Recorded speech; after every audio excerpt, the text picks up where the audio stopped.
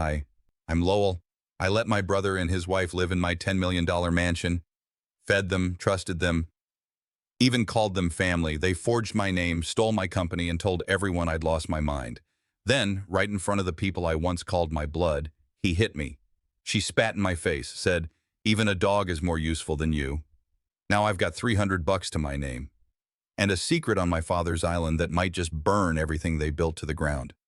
But tell me, when your own family buries you alive, how far would you go to claw your way back? They say blood is thicker than water, but sometimes it just stains deeper. I was standing in the foyer, a beam of late September sunlight slanting through the tall windows, warming the marble floor under my bare feet. I watched the moving truck pull into the driveway, tires crunching the gravel like slow, deliberate punctuation. That was the moment it became real. Brantley and Venus were moving in. It was my idea, or maybe my hope. After years of strained birthday calls and quiet Christmases, I wanted to believe family could still be family. So when Brantley called, voice thin, not quite desperate, but close, I offered the guest wing before he even asked. He said they'd hit a rough patch, that he needed a place to land for a bit, that it wouldn't be long. I wanted to believe that this was how healing started. They arrived with more than a few suitcases. Venus stepped out first, dressed like she was walking into a gallery opening, not a home she claimed to be grateful for. She wore dark sunglasses even though the sky was overcast, and when she glanced at the house, her mouth twitched. Not a smile, not quite. Brantley followed, arms wide. "Little brother," he called out, grinning like this was a reunion scene in a bad sitcom. We hugged, awkwardly. His cologne was too sharp, too eager. "Man, this place is something else," he said, walking past me before I could respond. 10 million, right? I mean, you always did dream big. Venus's heels clicked across the floor as she took in the space, her eyes sweeping from the crown moldings to the painting I'd hung over the fireplace. She lingered on the study door, closed, locked, private, and then turned her gaze on me with something like calculation. "You've done well, Lowell," she said, smooth as glass. I tried to laugh it off. Well, it didn't come easy. We had dinner that night in the sunroom. I grilled steaks, poured a red I'd been saving. Brantley raised his glass to new beginnings and clapped me too hard on the shoulder. Venus said little, just watched. They moved in like they'd been there all along. Brantley took to walking around shirtless in the mornings, getting comfortable, he said.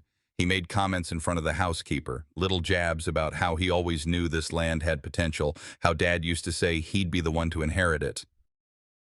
"You know, he joked about that, right?" he said one morning, coffee mug in hand, leaning in the kitchen doorway. "Said I had the brains, you had the patience." I didn't respond. I just folded the newspaper and asked if he wanted toast. Venus claimed the upstairs sitting room as her workspace. She sold crystals online now, apparently. One afternoon, I caught her measuring the window bays and photographing the hardwood floors. "Just admiring the craftsmanship," she said without looking up. "You know, good bones like these, rare these days." Something in her tone stuck with me. That weekend, I walked into my study after they'd gone to bed. The room smelled faintly of cologne, Brantley's. My desk drawers were slightly ajar. On the surface, my property file sat a little askew. Nothing missing, just touched. I heard his voice behind me in my head, curious about the boring legal stuff. I closed the drawer quietly. A few days later, we had guests over, an old friend of mine from college and his wife. We were sipping bourbon in the den when Brantley leaned in and said, "Lowell here's always been the quiet one. Smart, though. Built all this up from spreadsheets and silence." He grinned. "Still, don't let him fool you. I always knew he had it in him. Guess the Garrison fire runs in the blood." There was that word again, Garrison. Our family name, carved into the stone over the front door, etched into the monogrammed handkerchief I handed him when he fake choked up at the end of the night, claiming he was just grateful to be home. He dabbed his eyes with it like a man at a funeral. "You keep this," I said. "You'll probably need it more than I do." That night I lay in bed longer than usual, listening to the faint creaks of the house settling, or maybe not just the house. My empire, my sanctuary, now had shadows walking the halls. I told myself it was nothing. Family could still be family. But as I passed my study on the way to bed, I noticed again, the folder on the desk had been turned, just slightly, like a signature being nudged into a new direction. I thought I had finally found peace in sharing my home with them. But that night, as the papers on my desk shifted ever so slightly, I realized something was already being rewritten. I didn't sleep much that night. I sat in the study until the crickets outside gave way to the hush before dawn.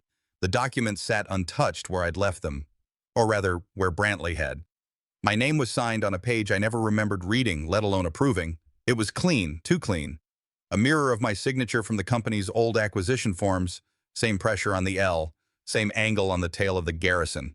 If I hadn't stared at that scrawl every day for 20 years, I might have thought I'd actually done it. Morning filtered in slow through the sheer drapes. I made my way to the kitchen for coffee, hoping for a moment of clarity. Brantley was already there, dressed like he'd walked out of a golf catalog. He looked up from his phone and smirked. "You're up early," he said. "Dreaming of profit margins again?" I forced a chuckle. Something like that. "Your assistant dropped off some files yesterday, by the way," he added casually. "Left them open on your desk. Looked like company paperwork." I studied him for a second longer than I meant to. "She hasn't been here since last Thursday." He blinked, sipped his orange juice. "Huh. Maybe I'm mistaken. All this legal stuff looks the same after a while." I wanted to press, but the moment passed. Venus strolled in barefoot, robe tied loose at the waist, already complaining about the Wi-Fi speed in the East Wing. I let it go. For now. That evening was the first extended family dinner since they'd moved in. I'd arranged everything.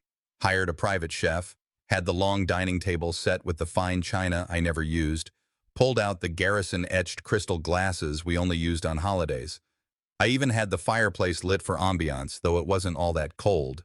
They all came. Cousins I hadn't seen in years. Aunt Marcia with her latest husband, even Uncle Clay, who never liked anyone. I watched them file in, shake Brantley's hand, nod politely at me. "Nice place you got here," one of them said. "I always figured you were the quiet type, Lowell, but this?" He gestured to the ceiling with a low whistle. "This is loud." I smiled thinly. It wasn't the first time I'd heard that. Apparently success only counted if you told enough people about it. Dinner started smoothly. Wine flowed, conversation bubbled. Brantley carved the roast like it was his table. Venus passed the rolls like a queen presiding over her court. Then came the first crack. "So tell me, Lowell," Brantley said, slicing into his steak, "how's that new partnership going? You remember signing off on that? Big step for the company." I stiffened. My fork paused mid-air. "Which one?" He waved vaguely. "Oh, you know, the one with that logistics firm in Chicago. Something about new distribution rights. Venus told me you'd been really on edge lately. Probably slipped your mind." The table chuckled. Venus leaned in, all sugar. "Lowell's always been our thinker. So serious all the time, even when he couldn't quite keep up with all those numbers in high school, remember?" I saw a few nods, a laugh from someone down the table. "Must be exhausting," another cousin chimed in. "Running a whole company on your own. No wonder you forget stuff." My chest tightened. I smiled, nodded, like it was all good fun. But inside, something was folding in on itself, a pressure I hadn't felt in years. When Brantley raised his glass to toast, to brotherhood and building legacies together, I held mine up too. The crystal caught the firelight just right. It slipped a little in my grip. Not enough to drop, just enough to feel like the balance was off. After everyone left, I returned to the study. I locked the door behind me this time. I pulled out the file again. The same document, my name still there. Still not mine. I sat down, opened my laptop, and pulled up the company's cloud database. The form wasn't just on paper. It had been scanned, uploaded, logged as approved, timestamped 3 days ago. Same day Brantley was in the house alone for hours. The pit in my stomach deepened.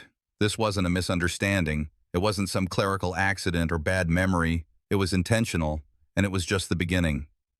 That night, as laughter echoed down the marble halls, I stared at the forged signature again and realized it wasn't just ink. It was the first cut of a knife aimed straight at me. I didn't touch the wine glass again. After the guests left, I cleared the table myself. Brantley offered to help, half-heartedly, lazily, but I waved him off. I needed the noise, the motion, something to keep my hands busy while my thoughts spiraled into places I didn't want to admit existed. Venus floated past me on her way upstairs, tossing over her shoulder. Lovely dinner, Lowell. So glad you're keeping busy. Idle minds and all that. She didn't wait for a reply. I stayed up late that night in the study. It wasn't insomnia, not exactly. It was vigilance. Stack by stack, I combed through company folders. I cross-referenced dates, rechecked emails, and found that same forged signature showing up in multiple internal files, some tied to board communications, others to minor but strategic authorizations. Small things on paper, but together they looked like a quiet shift in power. I unlocked the lower cabinet and pulled out a box my father left me, labeled in his thick, square handwriting. Private, Garrison Estate, personal. I hadn't opened it since his funeral. Inside were manila envelopes, old ledgers, a rusted letter opener, and a few school photos. One of them stopped me cold. It was from the summer I turned 12. I was scrawny, arms crossed tight, standing in front of the old family barn. Brantley towered beside me, already confident, already being praised for leadership. Dad had scribbled on the back in pen, Brantley, future CEO. Lowell, smart, just too sensitive. That word again, sensitive. It had followed me like a stain across every report card, job review, and now, maybe even my legacy. I set the photo aside and flipped through the next folder. That's when I found them. 2 letters tucked into a file marked legal, advisory, mental health risk factors. The headers were from a psychiatric office in Houston, Dr. Neil Brogan, a name I'd never heard before. The content was worse. Patient exhibits early signs of paranoia, mild delusional thinking, obsessive work behavior, and poor interpersonal insight. Recommendation: further evaluation advised. Risk of deterioration under pressure. Each letter bore my name at the top, printed neatly, and my signature at the bottom. But I'd never been evaluated. Never even scheduled an appointment. My hands went cold. I rubbed my thumb over the paper and tried to reason through it. Why this? Why now? Then it hit me. It wasn't about my health, it was about control. If those letters ended up in front of the board or in a courtroom, they wouldn't need to take the company from me. They'd just make me look too unstable to lead it. And if they could prove I'd signed off on those documents, or claim I'd forgotten doing it, it would all track. I closed the file and leaned back in the chair, staring up at the ceiling fan above me. It was spinning slow, creaking faintly like a clock, ticking down to something I couldn't yet name.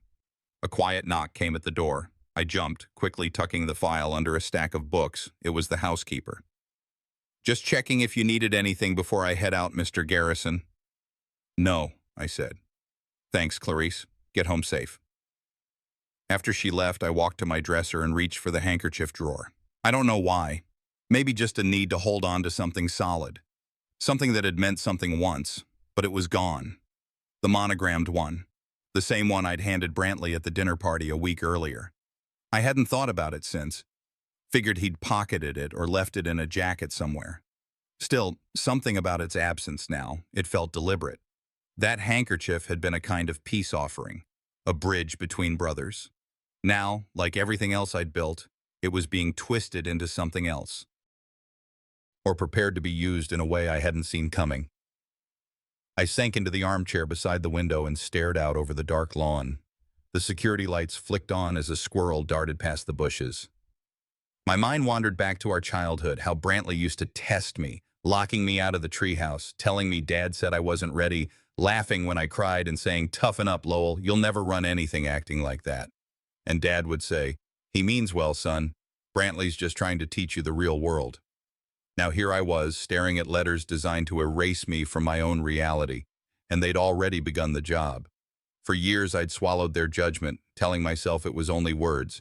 But now, those words had become ink on paper, and that ink was set to erase me. The elevator ride to the boardroom felt longer than usual, even though it was just 14 floors. I stood in silence beside Brantley.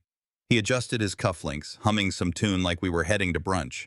I stared ahead, trying not to let my hand shake. The forged letters were folded in my coat pocket, their weight somehow heavier than the silver-plated buttons I used to take pride in. We stepped out into the executive suite, a space I had designed myself, down to the walnut paneling and the etched glass windows bearing our company logo. It was mine, or at least it used to be. Everyone was already seated. Familiar faces, board members I'd worked with for over a decade. My CFO, Daryl, Melanie from legal, even my cousin Max, who'd been quiet since the last family barbecue. I gave a curt nod and moved toward the head of the table, but Brantley was faster. He pulled out a chair, my chair, then spun it slightly and sat down with a wide grin. "I figured I'd save you the trouble, little brother," he said, like it was a joke. A few people chuckled, uneasy. I didn't.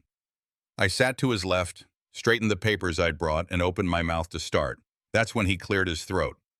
"Before we begin," Brantley said, holding up a manila folder, "there's something I need to bring to everyone's attention. It concerns Lowell's health. Mental health, to be precise." I blinked. The room froze. "What are you doing?" I asked, my voice lower than I expected. He looked at me like I was the one interrupting. "It's not an attack, Lowell, but we have to be honest in leadership. Transparency protects the company." He tapped the folder. "I have statements here from a licensed psychiatrist. Several sessions worth of notes." I stood up. "I've never seen a psychiatrist in my life." "Well," he shrugged, "that's part of the problem, isn't it?" Gasps and awkward shuffles filled the room. Darrell adjusted his glasses. Melanie leaned toward the folder as Brantley passed copies down the table. "He's fabricated this," I said. "You all know me. I built this company from a garage and a second-hand laptop." Brantley smiled with false sympathy. "And we're all grateful, Lowell. But things change. Sometimes people slip. We've all noticed the stress lately, the mood swings, forgetfulness."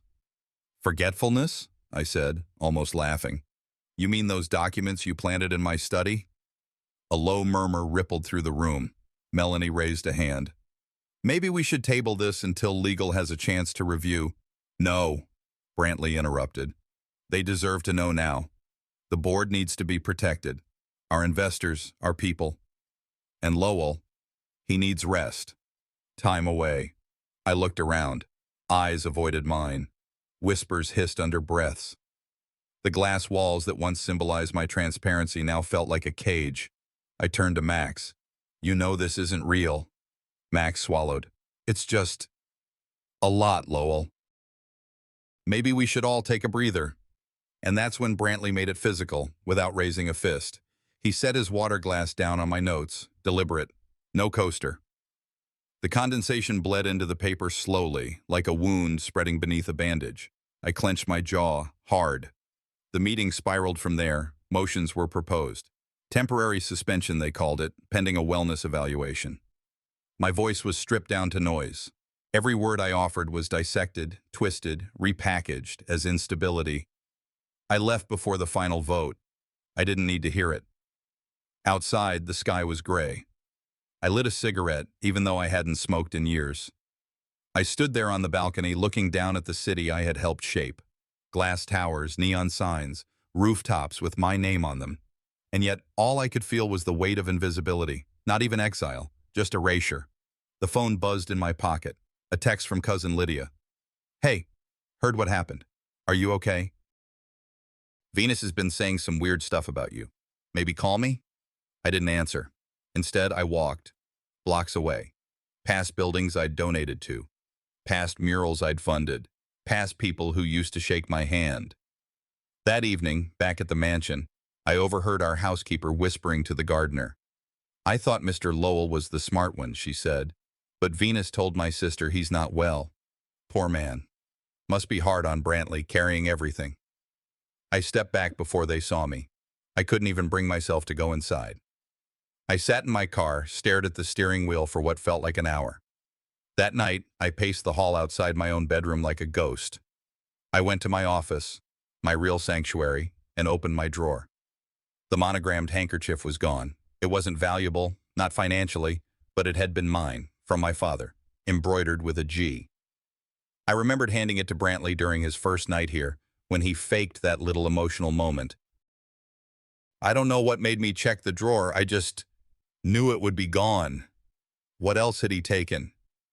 What else had I given without even noticing? A knock on the door. I didn't answer. I didn't want to see anyone, didn't want to give them another glimpse of me unraveling. When I finally sat at my desk, I stared at the damp ring on my paper, the warped corner where Brantley's glass had bled through. It wasn't just a stain, it was a message. You're not in control anymore. I leaned back in my chair, exhaled slowly, and thought about my father's voice again. Lowell means well, but he doesn't have the head for business.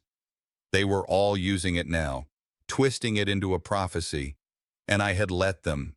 When the board adjourned, I was no longer their leader. I was their liability, and Brantley knew it. Back at the mansion, I didn't take the main entrance. I used the side door by the garage. Like a stranger sneaking into his own home, the house was dim, the kind of quiet that didn't soothe. It accused. I dropped my keys into the ceramic bowl near the kitchen, the sound sharp in the silence. My phone buzzed, a notification from my bank. I tapped it almost absent-mindedly, expecting nothing unusual. Then I saw it. Available balance, $312.47. I blinked, then stared. I refreshed the screen. Same result. I opened my checking, savings, investment accounts, all of them, cleared out, or pending under external review.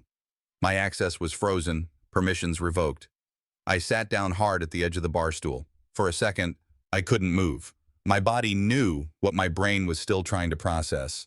I was broke, not metaphorically, not emotionally, literally broke. And Brantley had done it. Through forged signatures, legal tricks, and years of quiet manipulation, he had stolen everything I'd built, right down to the coins in my glove compartment. I stood up. My legs felt wobbly. From somewhere deeper in the house, I heard music playing, jazz, the kind my father used to play on old vinyl. Voices followed, laughter drifting from the dining room. Family dinner. I almost turned away. I almost walked out the front door and never looked back. But something in me cracked open. Not like glass shattering, more like a dam beginning to give. I straightened my collar, smoothed my sleeves, and walked into the lion's den. The dining room was glowing with soft light. A dozen family members sat around the long table, uncles, cousins, a few old family friends. Brantley sat at the head, holding a wine glass like he'd been born to it. Venus was at his side, draped in a sleek navy dress that probably cost more than my first car. "Lowell," she said sweetly, "we were just wondering if you'd join us. You've been so quiet lately." Brantley chuckled. "We figured you might need rest. Mental exhaustion is no joke." The table chuckled with him. I pulled out the only empty chair near the foot of the table and sat down without a word. Brantley stood, lifting his glass. "I want a toast," he said, "to family, to the strength it takes to lead when others can't, and to loyalty, even when it's hard." He looked right at me when he said it. I saw it then, tucked neatly in his blazer pocket, the handkerchief. My father's monogram still embroidered on the corner, the same one I'd given Brantley when he moved in. Now, folded perfectly, it peeked out like a trophy.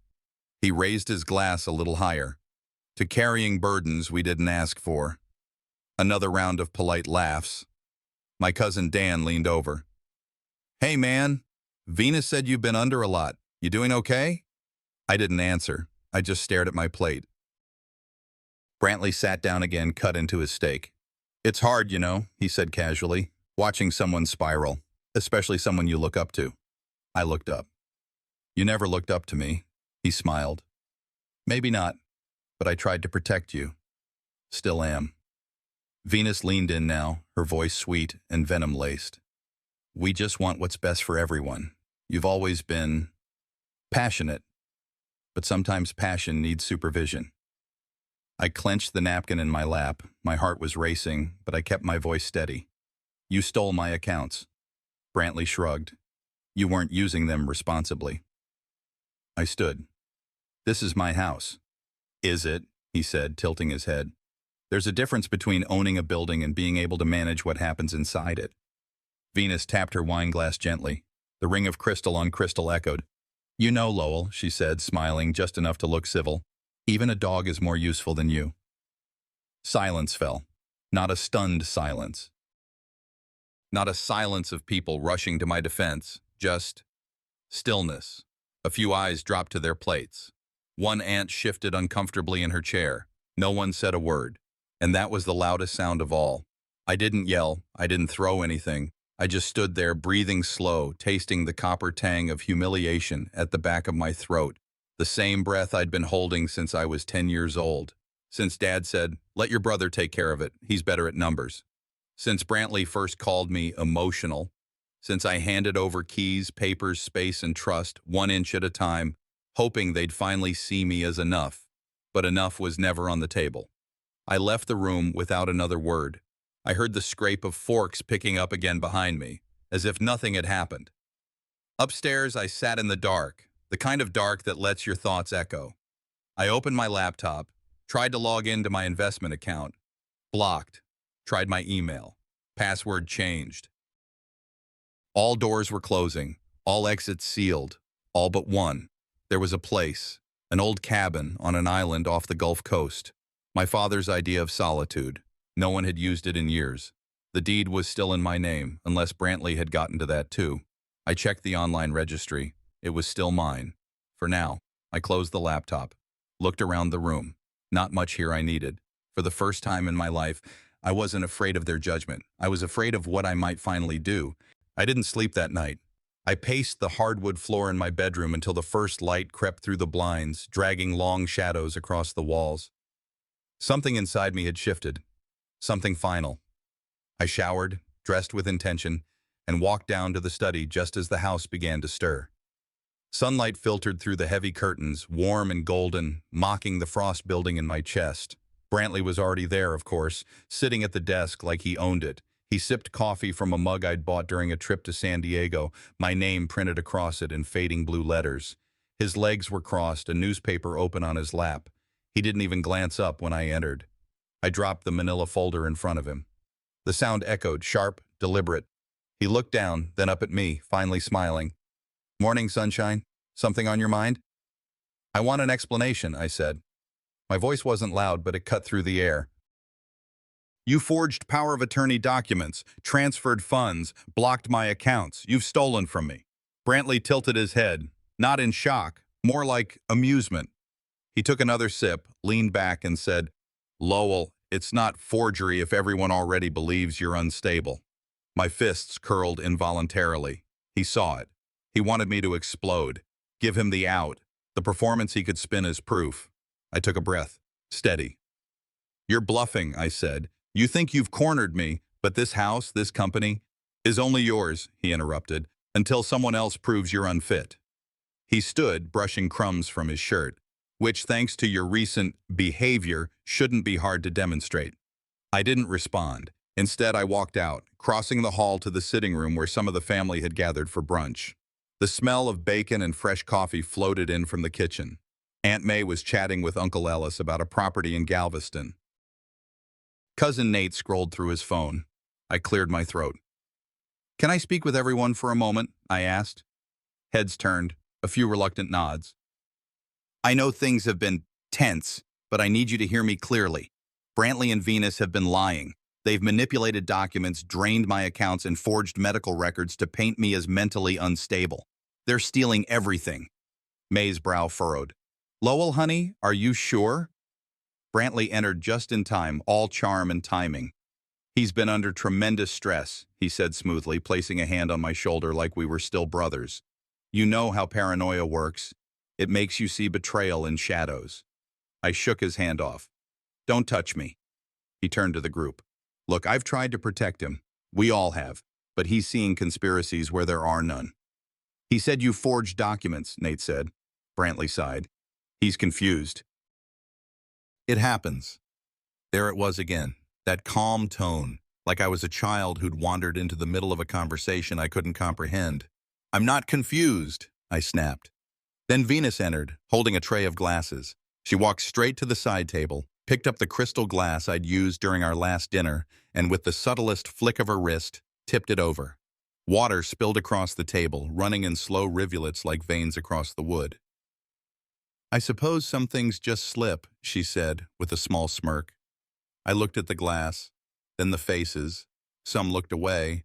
Others offered soft, sad smiles, the kind reserved for someone you've already decided is lost. It hit me like a punch to the ribs. Not one person stood up. Not one voice said, "Wait, let's look into this." They didn't need proof. I was already guilty by reputation. I swallowed the rising fury. My pride had already been shredded, but this was different. This was erasure. I left the room. I didn't slam the door. I didn't shout. I walked upstairs, closed the study door behind me, and sat in my father's old leather chair. I looked down at my hands. They were shaking. Not with fear, but with restraint. They'd won, for now. Not just the house or the company. They'd taken my name, my narrative, but not forever. If they wanted proof of my weakness, I'd give them silence.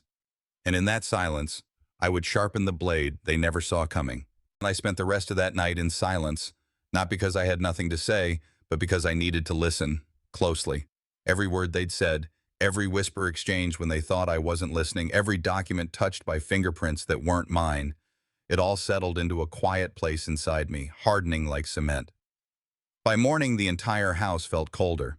Not physically, but in spirit. Even the staff moved differently, casting side glances as if they weren't sure whether to address me as sir anymore. Word spreads fast in families like mine, especially when Brantley and Venus make sure of it. Around 11, a formal gathering was called in the mansion's parlor.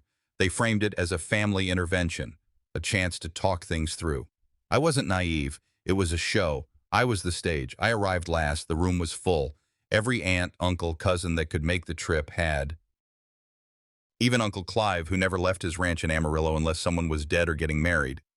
He gave me a stiff nod, then quickly looked away. I stepped in slowly, measuring each breath. Brantley sat at the head of the room like a politician at a campaign stop, arms open, voice warm. "Lowell," he said, standing, "we're so glad you could make it. We just want to clear the air, help you heal." Venus stood behind him, arms crossed, wearing that smile she used when she was about to gut someone with a sentence. The rest of the family was scattered along the perimeter, some perched stiffly on chairs, others with arms folded, waiting. I walked to the center and pulled a few folded sheets from my pocket. "Before we begin this theater, I want to share some facts." I handed the first sheet to Uncle Ellis, one of the only board members not yet tainted. "Compare that signature to mine. You'll notice the slant is off, spacing inconsistent." "It's not mine." He barely glanced before passing it to the next person like a flyer at a grocery store. I continued, voice steady. "There are financial inconsistencies, too. Transfers from company accounts I didn't approve, legal powers of attorney with signatures I never gave." Brantley snorted. "You're still on that?" He turned to the crowd. "He's always been imaginative. Remember when he thought the neighbor's dog was part of a spy ring? He was 12 and still swore it barked in Morse code." The room chuckled. It wasn't loud, but it was enough. "I'm not 12 anymore," I said flatly, "and this isn't a joke." Venus took a step forward, her heels clicking softly on the floor. "No, it's not. It's tragic. Watching someone you love spiral into delusion, grasping at shadows. You think we want this? We're just trying to hold things together while you unravel." I turned to the room. "You all think I'm crazy, that I've imagined all of this." "But the only thing I imagined," my voice caught, then sharpened, "was that family meant something." Brantley stepped closer, eyes narrowing. "You're done here, Lowell. You've embarrassed yourself enough." "No," I said, voice rising for the first time. "You're the one who should be ashamed. You stole everything, and now you're standing here, dressed in my life, acting like you built it." He gritted his teeth. "I'm warning you." "What? You'll lie again? Steal more?" And then he hit me. A sharp, clean punch. No warning. Fist to jaw. My body hit the floor with a thud that echoed louder than the gasps around us. For a moment I couldn't move. Not because of the pain, but because of the sheer disbelief that it had finally come to this. I pushed myself up onto my elbows, the marble cold against my skin. Around me, silence reigned. No one ran to help. No one shouted. They just watched. Venus stepped forward, heels stopping just inches from my face. She crouched slightly like someone addressing a misbehaving child. "You've been dragging us all down for years," she said, her voice smooth, razor sharp. "Even a dog is more useful than you." The words didn't echo. They landed. Heavy. Final. As I blinked, my gaze locked on something tucked into Brantley's jacket pocket. A folded piece of fabric, my father's handkerchief. The one I gave Brantley years ago in a moment of brotherly pride. Now it was stained, wine, maybe blood, and crumpled like a dirty rag. I looked around at the faces I grew up with, some blank, some pitying, others already looking away. That's when I understood. This wasn't just betrayal, it was exile. Something inside me cracked, but it wasn't weakness, it was clarity.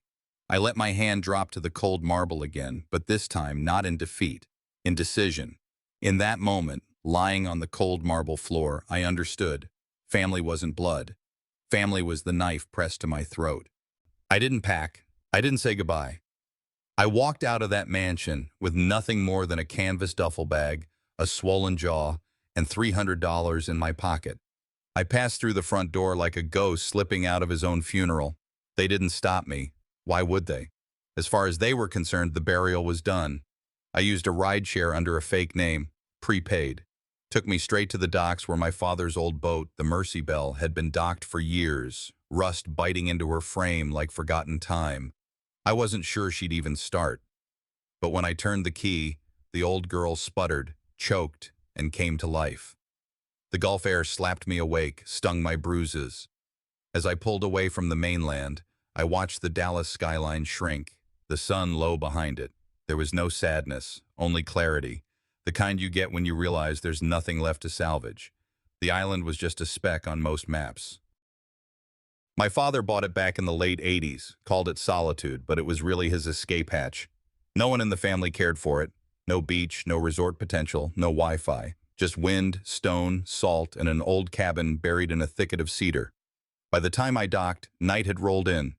I made my way to the cabin with a flashlight and memories guiding me. The door creaked just the way I remembered. Dust greeted me like an old dog. There was no electricity, just a fireplace and oil lamps. I lit one and sank onto the couch, every part of me aching. I reached into my coat and pulled out the only thing I'd managed to keep, a wrinkled photo of my father and me taken when I was 7 on this very island. We were barefoot, his arm wrapped around my shoulder. I stared at that photo until sleep took me like a wave. The next morning, I woke with purpose. I searched the cabin. Not for food, I wasn't hungry, but for something else. I didn't know what, but I felt it in my gut that something had been left for me here, not out of sentimentality. My father was not a sentimental man, but he was calculated, and he knew Brantley. He saw the storm long before I did. Behind the fireplace, beneath a loose floorboard, I found a small iron chest. It was heavy and locked with a rusted latch. I pried it open with a poker. Inside were ledgers, deeds, old letters, and a sealed envelope. Thick paper, yellowed by time, sealed with red wax and stamped with the G from my family crest. My hands trembled as I broke the seal. The first page was a letter, written in my father's unmistakable hand. If you're reading this, it means you've been stripped of what I built, but not of who you are. You were always the quiet one, patient, steady. I trusted that time would show your worth more than I ever could. Brantley was always noise, loud, urgent, desperate. And noise doesn't last. Fire burns fast.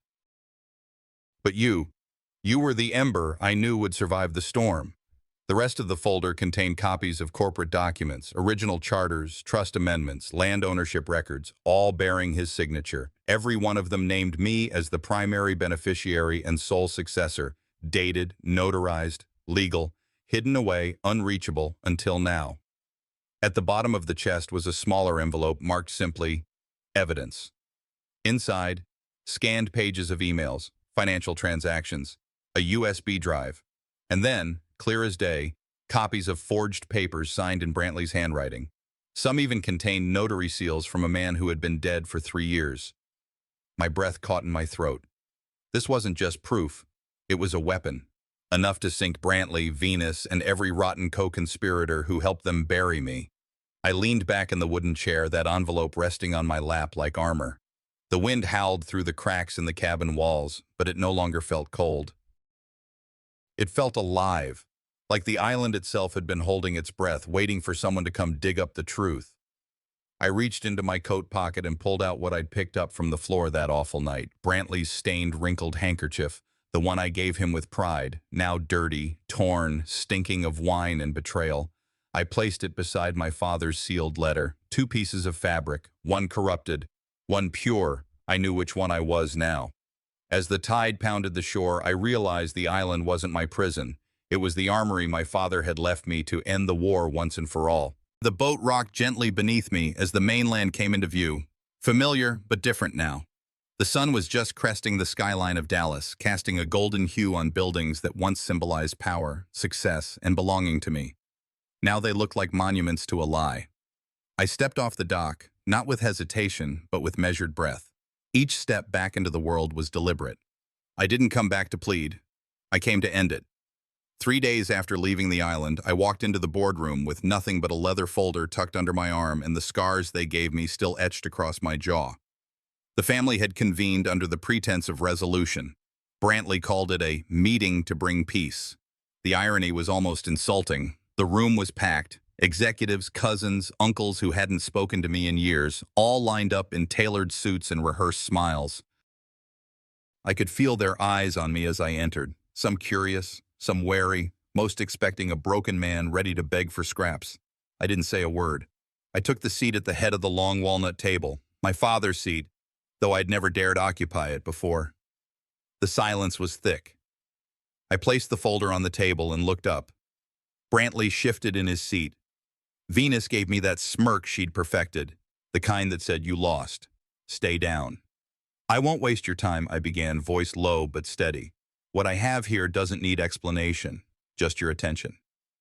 I opened the folder and slid a small stack of documents across the table, copies for each of them. Legal deeds, dated trust papers, proof of ownership, all in my father's handwriting. His signature, his seal, my inheritance. Brantley laughed. "You expect us to believe this mess? Come on, Lowell. You scribbled these up in some swamp shack and now you think you're king again?" "No," I replied. "I expected you to lie. That's why I brought more." From the folder, I pulled out the letter, the wax seal still unbroken. I held it up. "This," I said, was written by the man whose name built everything you now pretend to own." I broke the seal and read aloud a portion of my father's words, the part where he named me sole successor, the part where he acknowledged Brantley's greed, the part where he wrote, "Legacy isn't handed to the loudest voice. It's entrusted to the one who listens when no one else does." The air in the room shifted. Eyes darted. Papers rustled. Someone cleared their throat. A few chairs creaked as bodies leaned forward. Venus scoffed, her voice sharp. "So what? You think some old letter changes the fact you're unstable? Violent? The entire board saw you spiral. You hit rock bottom in front of them." "No," I corrected calmly. "Brantley hit me. You spat on me in front of everyone." That silence again. But this time, it didn't feel like dismissal. It felt like awakening. "I also brought this," I added, pulling the final envelope from the folder and sliding out the scanned documents, email chains, financial trails, notarized statements. I let them speak for themselves. I didn't need to explain that one of the notaries used on Brantley's forged documents had died in 2012, or that the forged signatures didn't match any legal records. The evidence had already been verified by a lawyer on the island, a friend of my father's, who had been waiting for me to finally open that chest. Brantley's face turned a sickly shade. "This is fake. Doctored. He's fabricating everything." One of the board members, Mrs. Callahan, quiet, stern, and loyal to my father for decades, lifted her eyes. "We already sent the documents to legal counsel yesterday. They're legitimate." Brantley's jaw clenched. "You can't do this. You can't just walk in and—" "I didn't walk in," I cut him off. "I came back." Venus stood, trying to gather sympathy. "You've always been jealous, Lowell. Always felt smaller, left out. That's what this is. You're trying to rewrite history." "No," I said. "I'm just reading it correctly. For the first time." I stood, pulled two things from my coat pocket, and laid them on the center of the table. The first, the handkerchief I once gave Brantley, now stained, crumpled, a token of everything he'd twisted. The second, my father's sealed envelope, clean, unbroken, preserved. I didn't explain the symbolism. I didn't have to. The boardroom was quiet, breathless. "Justice," I said, "isn't revenge. It's truth with a spine." One by one, people turned away from Brantley. No more handshakes, no more allies, no more empire. Brantley's voice cracked as he tried to shout over it all, but his sound carried no weight anymore. Venus sat back down, face pale, no longer smirking. I didn't stay for the fallout. I gathered my folder, walked to the door. Before leaving, I turned back, just once. "You thought you buried me with lies," I said, "but the island gave me back my voice. And with it, I buried you."